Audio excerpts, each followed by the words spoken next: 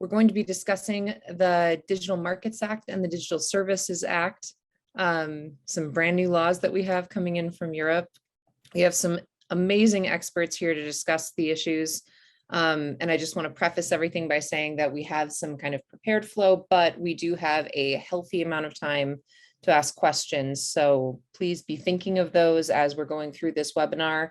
Feel free to submit them in the chat or in the Q&A option, and I'll be reading those in as we go as well.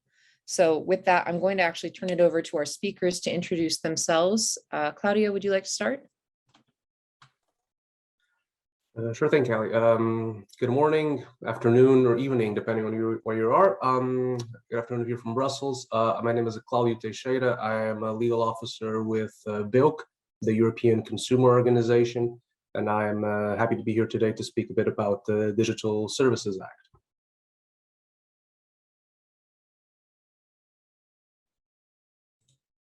All right, can we go to Vanessa next? Hello, everyone. My name is Vanessa Turner. I'm a Senior Advisor Competition at BEUC, looking at competition policy in cases from the consumer perspective with a particular focus on digital markets. Previous to that, I've been involved on different sides, including in international law firms, as in-house and in the regulator at the European Commission, and very briefly at the FTC. And I'll be talking on the DMA. Perfect. And then over to Melinda. Hi, everyone. It's great to be here. My name is Melinda St. Louis, and I'm the director of the Global Trade Watch program at Public Citizen in the US, which is a US consumer organization. And we have been tracking big tech accountability domestically, as well as looking at the impacts of big tech pushing digital trade rules around the world. All right, thank you all. And just for a little background, I'm Callie Schrader. I am the US chair of the digital group for TACD, and I am also the Global Privacy Counsel for EPIC, the Electronic Privacy Information Center. I'll be moderating today, but I'm going to be leaving most of this to our excellent speakers. And to start off, I know that Claudio and Vanessa have put together a quick presentation just so we all have a shared background of what exactly the DSA and the DMA are. So I will turn it over to you.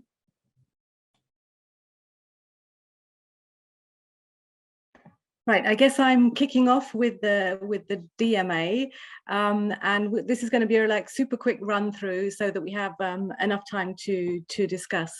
So Claudia, if you can take us to the objective slide for the DMA. So the DMA has a number of objectives, and the primary objectives are to promote fairness and contestability in digital markets. This was considered necessary in Europe because of a pretty much global consensus that digital markets aren't working properly. So gatekeepers are able to exploit specific characteristics of digital markets, such as the importance of ecosystems, extreme network effects, economies of scale and scope, so-called zero price markets, and then the critical importance of data. And they can use this to create unassailable market positions and to exclude competitors, and thereby harm consumers through higher prices, not necessarily monetary prices, and also reduction of choice. Now, these are issues which are also tackled under competition law, but the feeling was that it was not adequately tackled, in particular because competition cases take far too long to terminate the harmful gatekeeper conduct or conduct of large tech companies.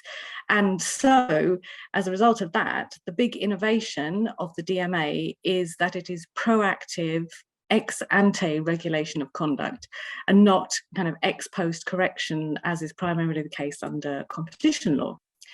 So the way that the DMA achieves this is through a list of specific obligations and prohibitions which are imposed on gatekeepers in relation to a list of specific core platform services, and I'll explain what those terms mean in a second.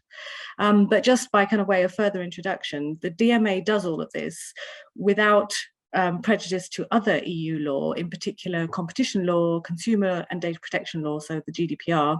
And in fact, it uses the GDPR extensively throughout the DMA in terms of definitions of issues like consent. And just very briefly, the obligations that I'm going to explain in a second are enforced by the European Commission, so different to the GDPR and to the DSA, as Claudia will explain shortly. But in addition to that, in addition to this public enforcement, which will be subject to court review as well, we also have the possibility of private enforcement, whether by businesses or by consumers in collective redress actions, in order to enforce the obligations in the DMA and get redress as necessary. So that by way of very quick overview of what we're trying to achieve with the DMA. To explain a bit more the who is a gatekeeper and what we're talking about, so what is covered by the DMA. So I've listed on this slide the qualitative and quantitative criteria that the European Commission will use to designate gatekeepers. I'm not going to go through them in detail because they're quite technical, but you kind of get the idea from this slide. I should maybe add that the Commission can decide that even if a company meets the quantitative thresholds, it does not necessarily have to designate it as a gatekeeper, and vice versa. If a company doesn't meet the threshold set out on this slide, it can nevertheless be designated under certain circumstances. And companies who think that they fulfill these criteria must notify themselves to the Commission, who will then take the decision.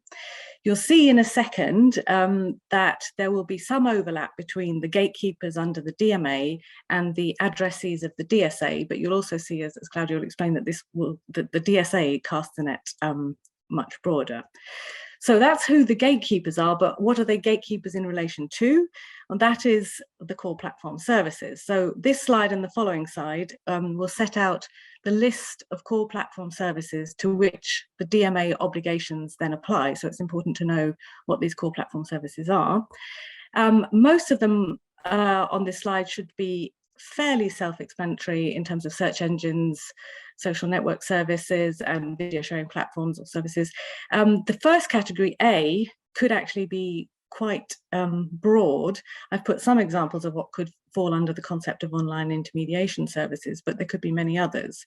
I've also tried on this slide to include some examples of likely gatekeepers for these core platform services, but I have to stress that no one is a gatekeeper until the Commission designates them as such. And this is certainly, my illustrations are certainly not a complete list. The same goes for the next slide, which lists the remaining core platform services that will be subject to the rules. I don't think I need to go through those. They're relatively self-explanatory, apart from maybe the first one. E, number independent interpersonal communication services, means instant messaging services effectively.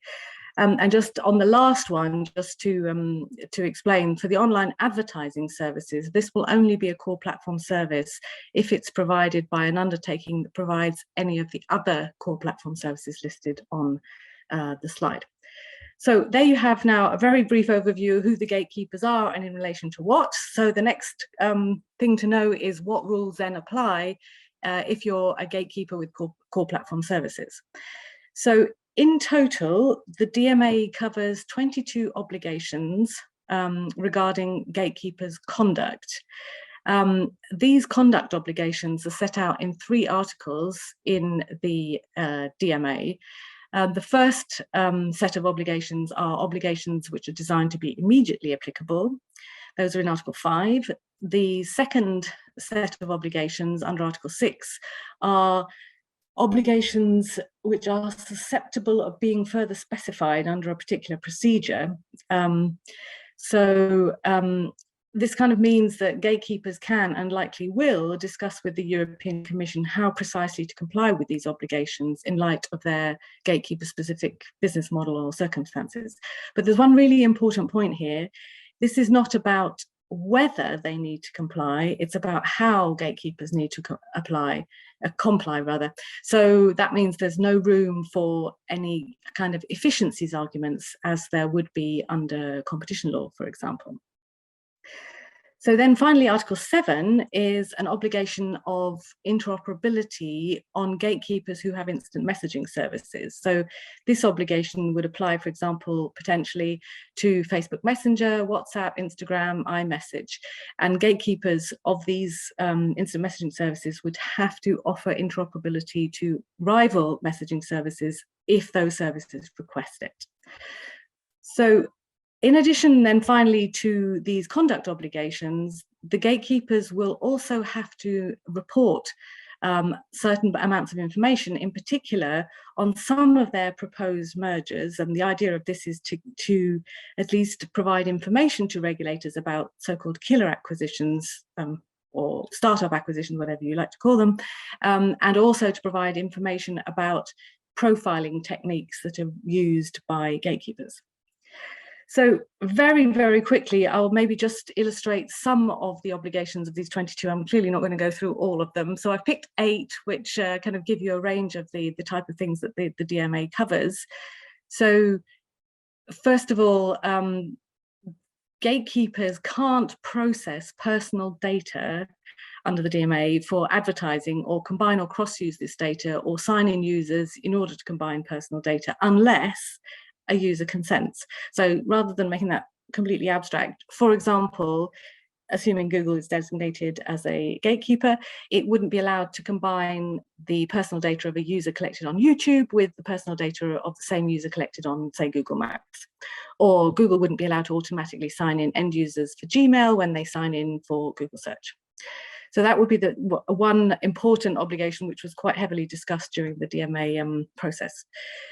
The second obligation is that gatekeepers must allow business users to communicate and conclude contracts outside the core platform service if business users and end users want to do so, which is, so for example, you could contact a business user, so a beneficiary of the DMA, for want of a better term, could contact end users through app stores, so consumers through app stores, but would not necessarily have to make the contract with the consumer for the service that the app developer, say, would be providing. It wouldn't have to be through the app store, it could be bilaterally through the website or whatever.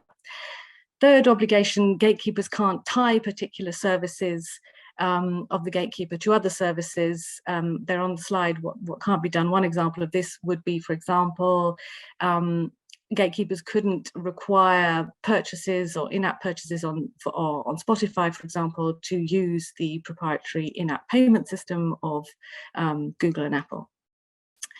I'm going to run through these very, very quickly. Other obligations would be that gatekeepers have to allow people to, end users, so consumers, people, to uninstall and to install third-party apps or app stores, indeed, without creating any difficulties. And the same, they must be able to, people must be able to change the default settings for the apps as they would like to have them. Another thing that I think is have been topical also on the other side of the Atlantic is that gatekeepers can't rank their own products more favorably than similar services or products of third parties, and have to do their ranking on the basis of transparent, fair, and non-discriminatory criteria. Another really interesting obligation is the obligation on gatekeepers to give interoperability to the gatekeepers' hardware and software features, to allow alternatives or rivals to the gatekeepers to interoperate with gatekeeper core platform services, to offer these services to consumers or end users in the DMA's terminology. Last two on here, quite an interesting one specific one for search engines.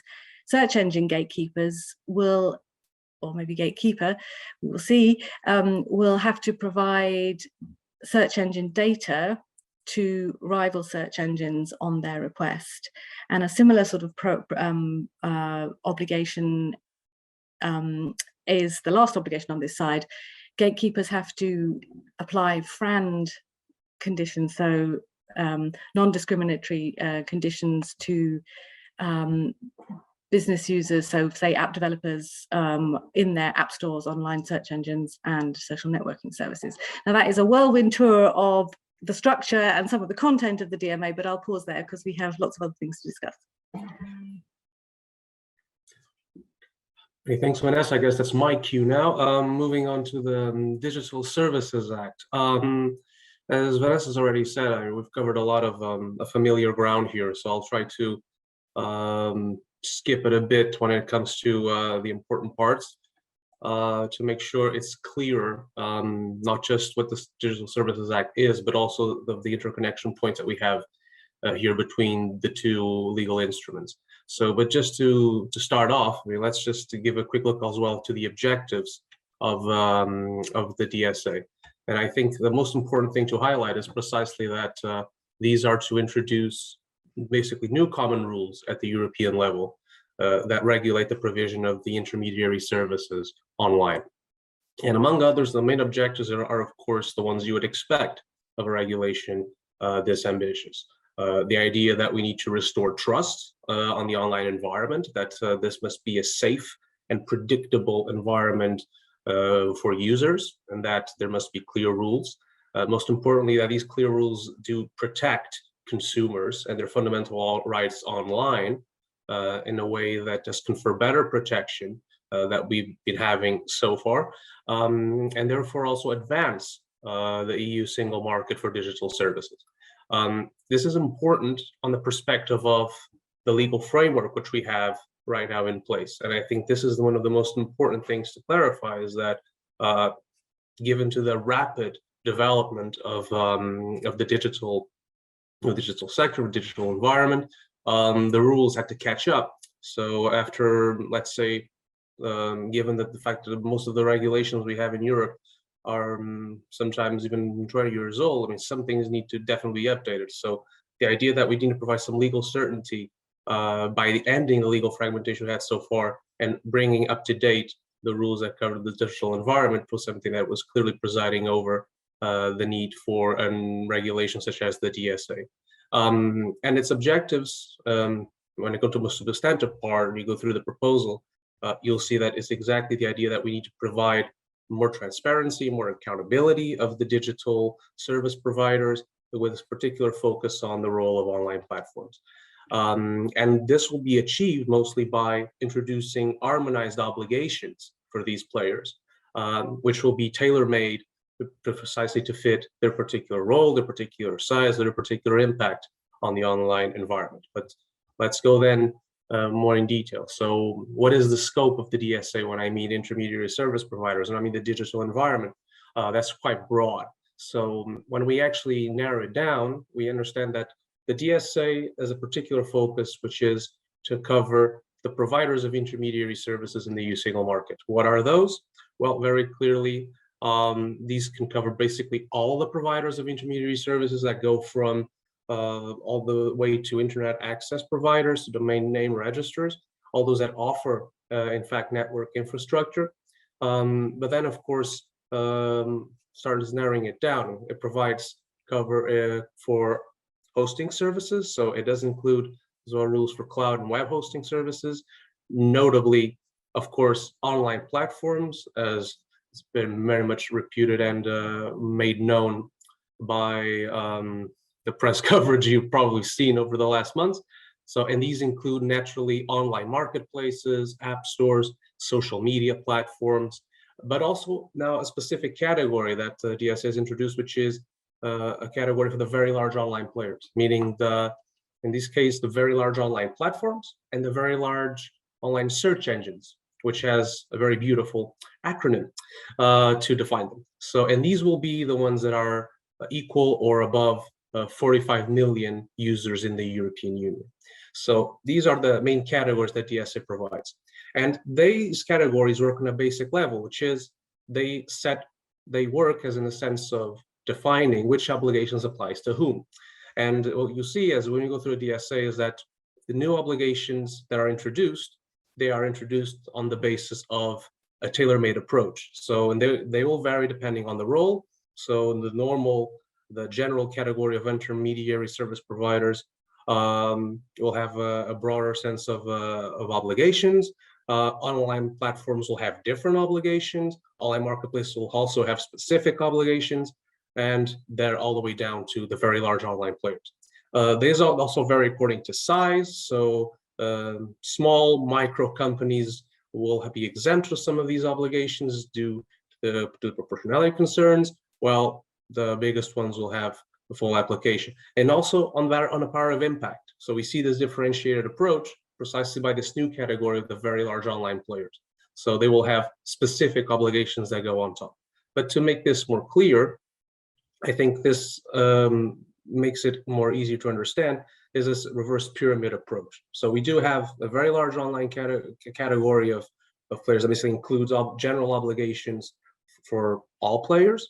And then as far as we start defining them, we have more tailor-made gradual obligations which will apply to very specific categories. So hosting services will have specific online obligations, online platforms will have specific obligations, and all the way down. So, and this is pretty much the approach of the DSA. So we will start with very general obligations that apply to everyone, all the way trickling down to the very specific players, which will have very specific obligations that apply only to them. So what are these obligations I'm talking about? So in a nutshell, we can basically say that, not going too much into detail because time will allow us, but we can go into this more in detail later. These are just some examples. So like for all intermediary service providers, there will be a focus on the idea that the platforms will have a more active role when it comes to prevent the dissemination of illegal content.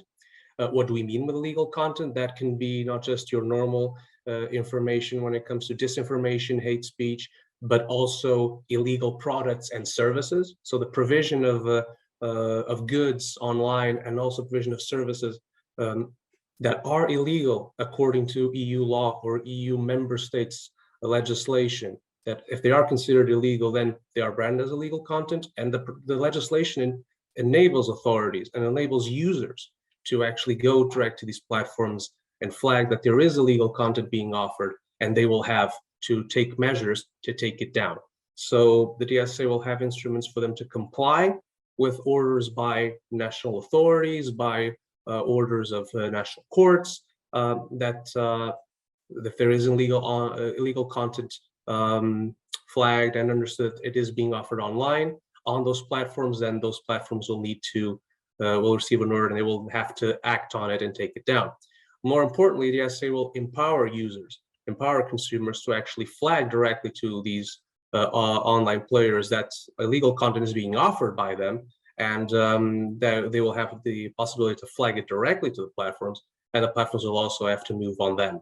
To ensure that we do have some accountability here and that platforms will act upon these flaggings, they will have to create mechanisms in order to facilitate the fact, to facilitate users to reach out to them and effectively flag this content. And they will have transparency obligations in which they will have to, let's say, for instance, yearly make a report on how they moderate content, basically to show that what is the progress and what are they doing in terms of the tackling illegal content which is being flagged to them online. So, and most importantly, they'll have also to establish points of contact. So they'll have to be accessible to users and accessible to authorities in order to process to move smoothly. But then we go to, of course, to online platforms, and then they will have more specific obligations, which has been, let's say, the more mediatic reported ones, which is they will have a specific ban on the use of dark patterns, which is these instruments which are deployed in online interfaces that can mislead consumers, in which you design a purchasing online or design your websites, to let's say nudge consumers, to make choices that in an even playing field probably they would not. So in a way to influence them to acquire products or acquire services. So there is a more general ban on dark patterns. There is also protection measures for minors, and there are added transparency measures to how recommender systems work online, which will have to be applied for platforms. Of course, when it comes to online platforms, this is a particular notion here. SMEs have always had some particular concern from European legislators, so there will be a specific exemption for these obligations that I'm talking about right now when it comes to the micro and small companies. These are a particular threshold according to the turnover under European law. So when it comes to the micro and the small companies, they will have an exemption from these obligations, but not from the ones I've speak before. On top of these, so these are online platforms, but there's also the online marketplaces. So the ones that you would go, let's say, do the shopping for your little Christmas presents every now and then. So when it comes to online marketplaces that offer goods and that offer products and also that offer services, they also have specific obligations that DSA will give them. And these obligations will mostly focus around the idea that in order to protect consumers who buy products online, they should verify who are the traders that operate in their platform. So the DSA will require online marketplaces that offer these products online, that basically bridge the gap by bringing consumers together with traders and are facilitating these products to be acquired. They will have to make sure that the traders that provide products online on their platforms will have to make sure that these traders are legit. And therefore, they'll have to require some information about them, normally like their commercial registry, their names, their contact numbers, so their legal information, things like that. Most important, they'll also have to have a compliance by design requirement, which is they basically will have to make sure that their online interfaces are clear enough to provide the information that consumers need about the traders that are online, and eventually do some random checks to check now and time again if the products that are being offered online are illegal or not, just as a way to sampling the pool of products online, just to make sure that what is being offered online isn't a wash of illegal products. So that obligation is always there. And there's also a right to information for consumers, which is if consumers acquire something on online marketplaces and the online marketplace becomes aware that this product is illegal, they will have to inform consumers within this a period of 6 months in which they realize the product is illegal. They will have to inform a consumer that they've acquired an illegal product, for instance. But on top of that, there are the very large online players. So there are these all obligations, but the very large ones, and these will, by estimates, we're talking about 10, 15 very large players. I think we can all estimate who they are or who they will be. They will have very specific obligations with their sheer size, with their sheer role on the online markets. So, and these will have stricter requirements on recommender systems, for instance. They will have to conduct risk assessments. They will have to be subject to independent audits, for instance. And most importantly, they will also have to contribute with a supervisory enforcement fee, meaning they will be charged for the enforcement, which is going to be carried out by the European Commission. And we're going to go into that right now. So how is this going to be enforced? How are these obligations that are going to be put into place that are going to be are to be applied to all these different online players? How are they going to be enforced? So here, unlike the DMA, the approach differs, which is we have a two-tier approach in which for these very large online players, so the very large online platforms that are to be defined by the European Commission, the supervision will be conferred to the European Commission. So the European Commission will have exclusive powers to supervise and enforce the provisions in the DSA. This will start by the designation of who are these very large online platforms. So there's a general criteria right here, which is those that reach an equal or more than 45 million users on the European Union. And this will have to be assessed by data, and this will be assessed by the European Commission, who will issue a designation decision. So they designate, and they supervise, and they enforce. However, below that, to the rest of the online players, it's pretty much what we already know from other instruments, such as GDPR. There is a country of origin principle. So the enforcement will rely on the EU member states and on the national authorities that will supervise and that will enforce the DSA, which will be designated by the European Union member states. By now, the designation process is still ongoing, but some member states that have already named the authorities that will carry out supervision of the DSA have chosen to entrust telecom regulators with that job. So, and just a quick word on sanctions. What will the sanctions be in case obligations are violated? while the fines can go up to 6% of a total worldwide annual turnover, and periodic penalty payments will go up to 5% at max. And on that, thank you for your attention, and we're happy to take any further questions.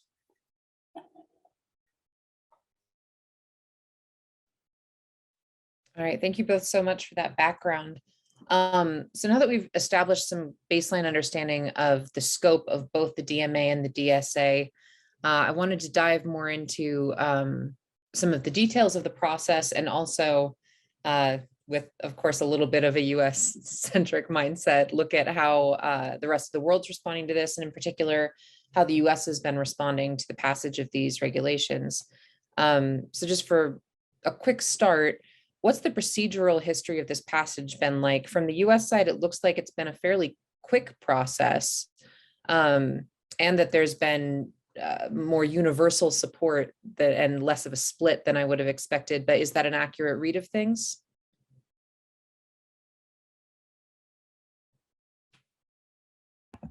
Do you want me to come on this in on this one, Callie? Sure. I think Claudia or Vanessa, either of you that want to jump in there. Sure. Yeah. I mean, I think your read is absolutely right. The proposals came out, the European Commission made the proposals in December 2020, and then they were adopted. Well, they're not finally adopted, either of them yet, but they will be very, very soon. Certainly in the case of the DMA, we should have the final vote on next week, in fact, from the European Council. So to get to law in the EU, you have to have the Commission making a proposal, and then the co-legislators, that's the European Parliament and the Council, to review the proposals and then vote in favour of them. And I think it's pretty much record speed that both of these went through to get to a stage where within just over 18 months, they've gone from proposal to accepted by the co-legislators, and will likely be kind of in force before the end of this year. Not fully in force, but at least they will become law by then. So I think that shows that there was a lot of kind of recognition that there are problems that needed to be fixed, and therefore there was a lot of goodwill to find compromises quickly to get this legislation on the statute books, given that people have been talking about this kind of stuff for a long time. And I think there was a recognition that we now need to actually do something. Claudia, was that your impression as well? Yes, I think on that point, we first of all, just a quick note on that.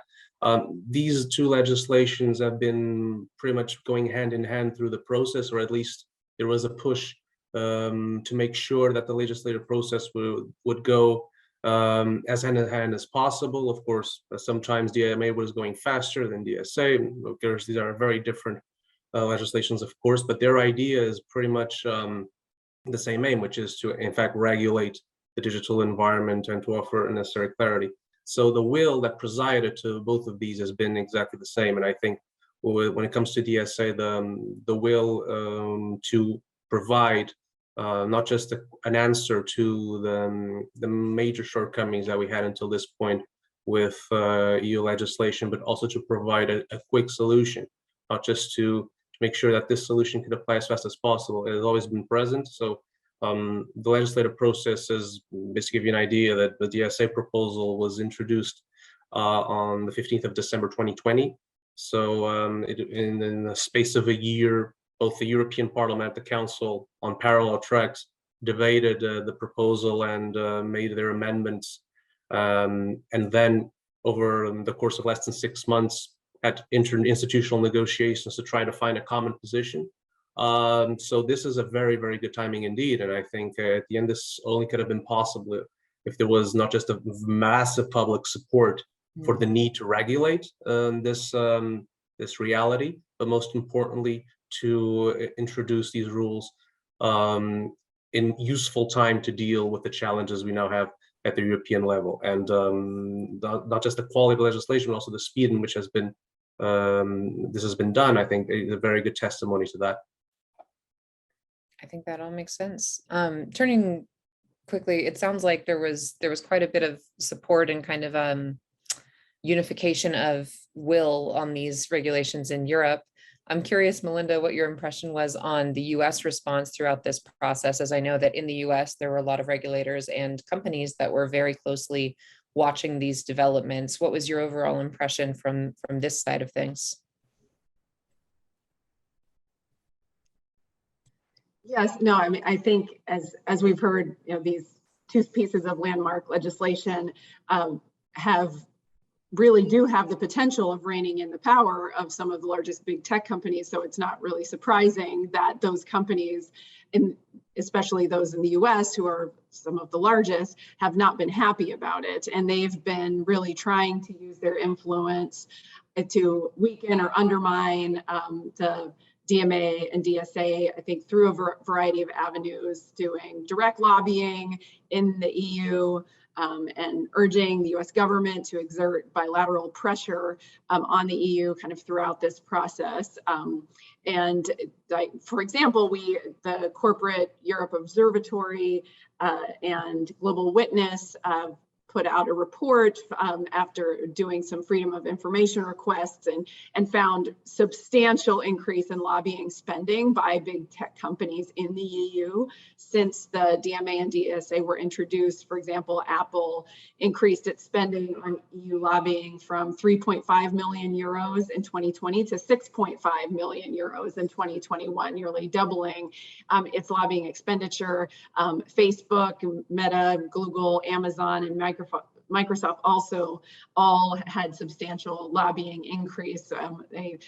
In the report, they found that the lobbying that big tech was doing to press their interests behind the scenes was to really try to reshape key components of the DMA and DSA. They were targeting the surveillance areas such as surveillance advertising and access to platform data for researchers, with the clear intent of shielding their processes and business models from measures that could weaken their market power.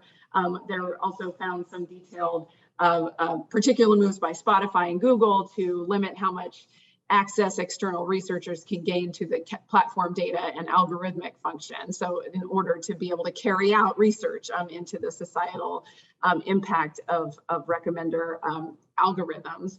And, I'd say beyond that direct lobbying in Europe, the big tech firms have really been flexing their influence in the US government agencies and in Congress to push back against DMA and DSA elements that they don't like.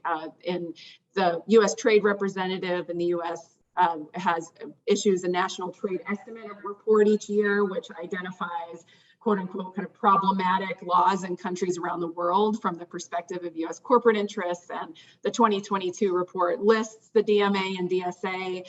They share these concerns by US stakeholders, i.e. the big tech corporations, around again, concerns around how it could adversely impact their intellectual property rights in terms of copyright and trademarks, and again, concerns around revealing their trade secrets in giving access to some of their data. We've seen Commerce Secretary Raimondo, who has been seen as quite cozy with the big tech corporations. Senator Elizabeth Warren and others have noted, the revolving door there, as well as actually saying that they have been lobbying on behalf of big tech. The Commerce Secretary said that these laws will disproportionately impact U.S.-based tech firms and their ability to adequately serve EU consumers.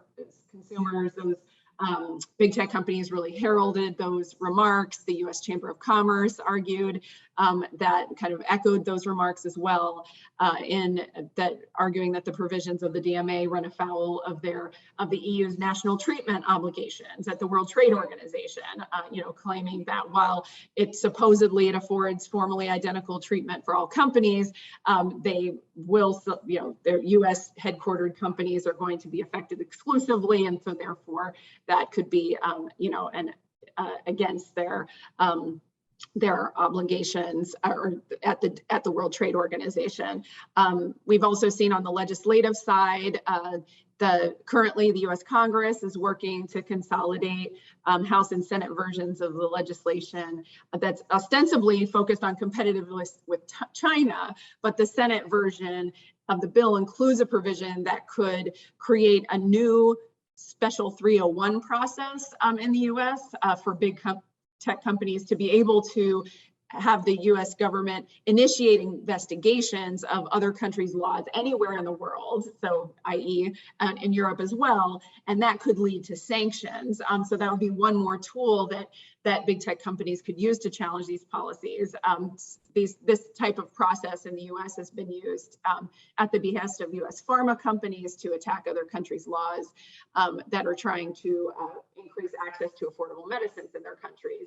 And so I will note that the Transatlantic Consumer Dialogue wrote a letter to congressional leadership in June raising alarms about these provisions and this potential provision in the China bills. So those are just a few kind of examples. And then, in addition, and I can, elaborate further about how the companies are working internationally as well.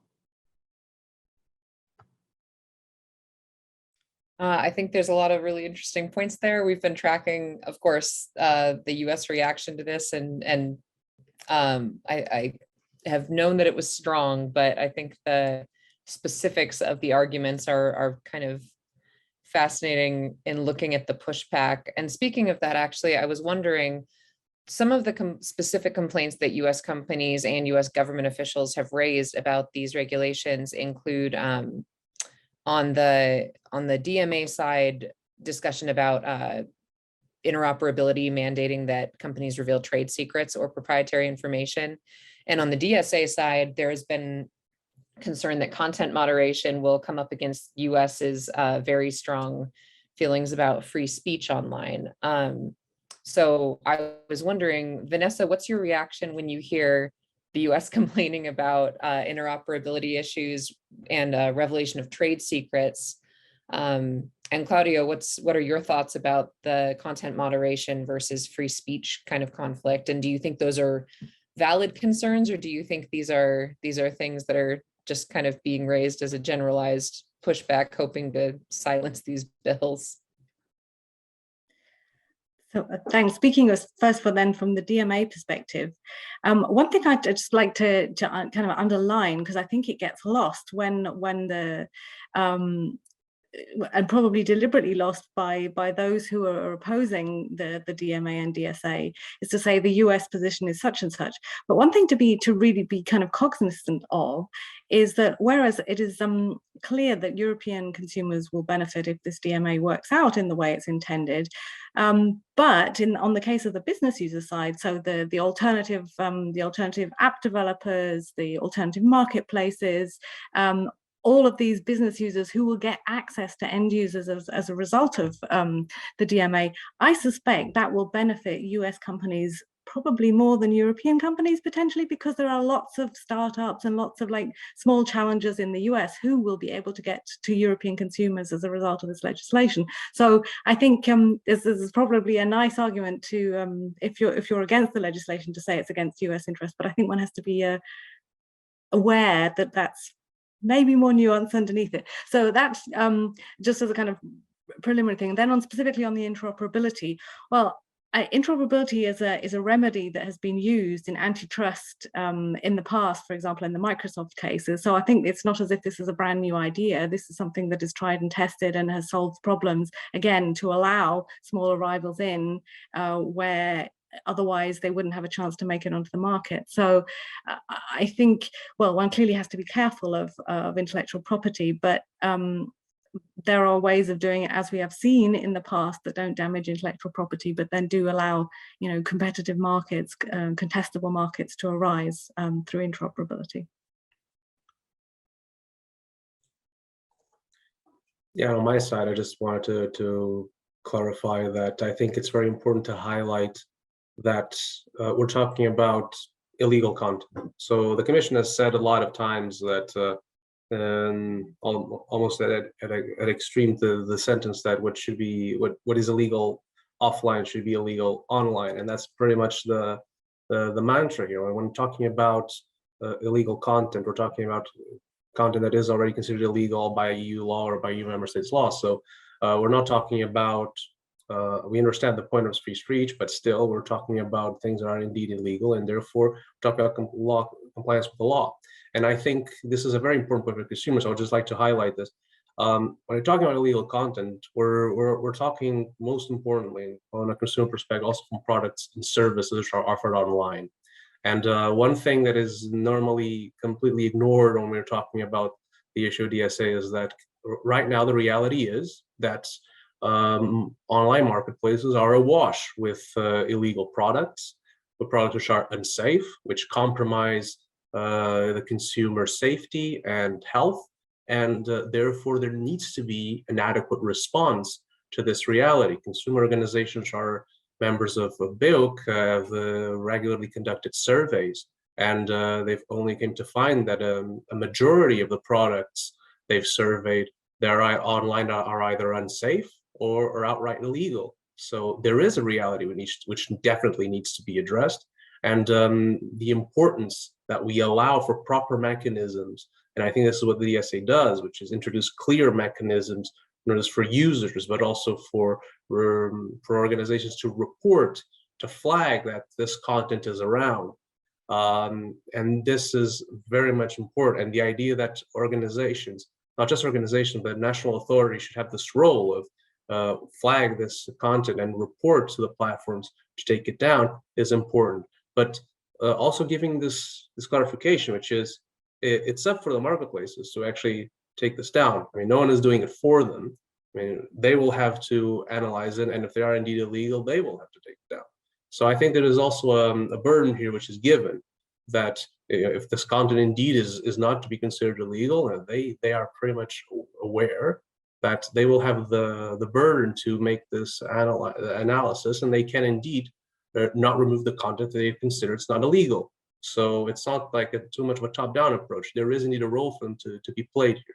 So when we come to all these different approaches that are being considered, all these different safeguards, these fail-safes that are in the legislation is indeed a delicate balancing act that allows not just to ensure that for preservation of free speech, but also to ensure the guarantees to make sure that the reality which consumers are being challenged today gets indeed a definite response. So we understand the point, but at the end of the day, it is indeed more of a pushback than a real actual concern. Okay, great. I have a few more planned questions, but I want to jump to one audience question very quickly. Ricardo Catalan was asking, is consent under the DMA, I think particularly when it comes to using information for other purposes or sharing internally, is that the same standard as consent under the GDPR? In a word, yes. And this is one of the places where the DMA explicitly refers across to the definitions of consent with reference to the GDPR. So yes. Perfect. So just another example of the incorporation of GDPR throughout these regulations. One other question, Melinda and I had discussed this briefly earlier. I know that, and you mentioned that in the US, there was a lot of big tech pushback and lobbying during the discussion and passage of the DMA and the DSA. Since it's been increasingly clear that they are going to pass, will be law, have there been additional actions from the US or from other countries around the world that have been trying to counter or push back against this? Yeah, I think it's important for us as advocates who are, who want to be pushing for stronger regulation, to be paying attention to the suite of so-called digital trade rules that are being negotiated in various fora. I think outside of just pushing bilaterally, big tech companies have for a number of years and are, I think continuing to do this, pushing for binding rules in international fora that could undermine government's abilities to regulate regionally and globally. And I think there's going to be an increased push in attempting to create alternative frameworks outside of kind of the EU framework that would lock countries into frameworks that with weaker consumer protections and thus preempt them from being able to emulate the EU's approach or something similar. We're seeing, as we mentioned before, this issue around trade secrets. There's a goal to try to include prohibitions on requiring public regulator academics or public access to source code and algorithms, be claiming that those are protected trade secrets. And that could have really serious implications into, into investigations into discrimination or anti-competitive behavior, and so I think, and obviously, as we've mentioned, the DSA has elements of that. So, we're seeing at the global stage, there are ongoing negotiations of a plurilateral quote joint statement initiative on e-commerce that is being negotiated in Geneva, kind of on the outskirts of the World Trade Organization. They're likely to try to use those negotiations, as well as some regional negotiations to solidify, again, these alternative frameworks.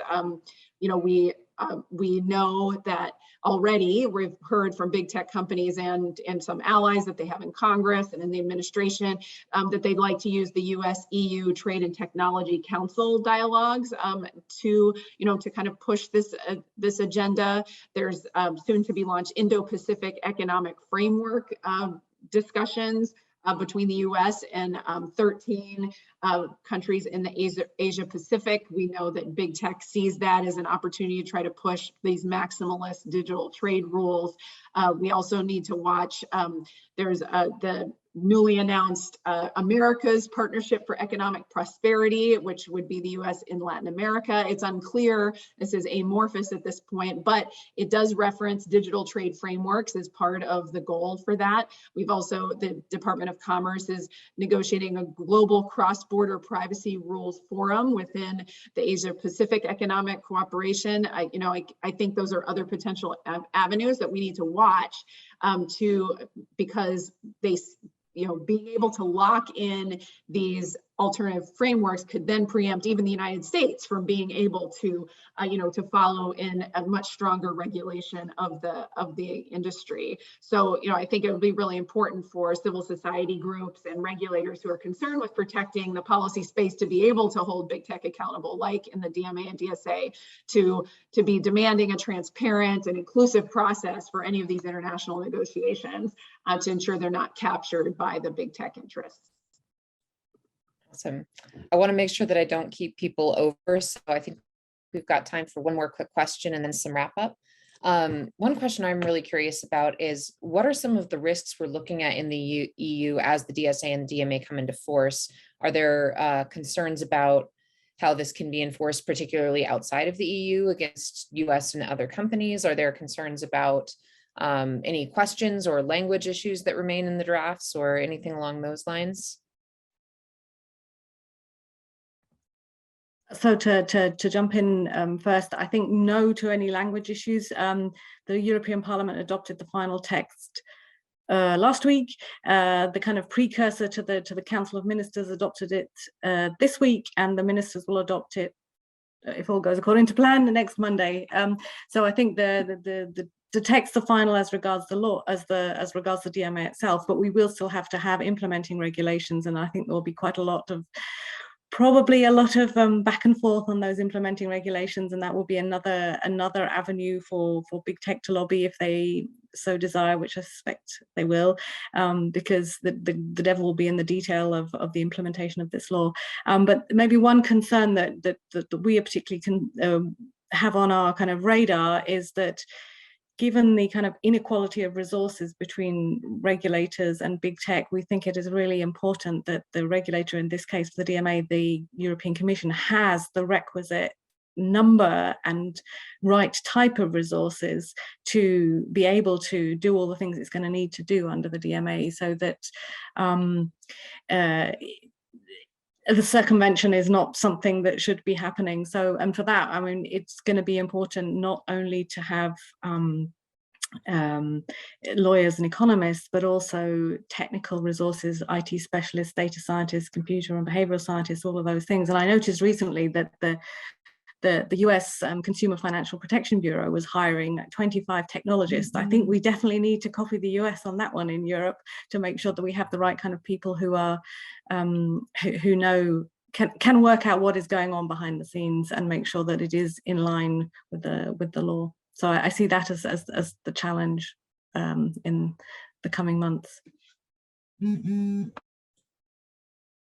I would definitely agree with Vanessa on this. I think for our concerns, from our concerns, I think the most important thing right now will be how enforcement will actually come through and get the right application of these obligations, because this is indeed something that is worrying, that loopholes could be found in the text of the law, and that would be allowed to keep business as usual. I think the spirit of the law is clear, and when it comes to enforcement decisions, it must be enforced clearly and must be allowed to, in fact, deliver on the role has been intended. And I think here there's going to be an increasing role for everyone, from all the stakeholders involved, to ensure that this is actually delivered.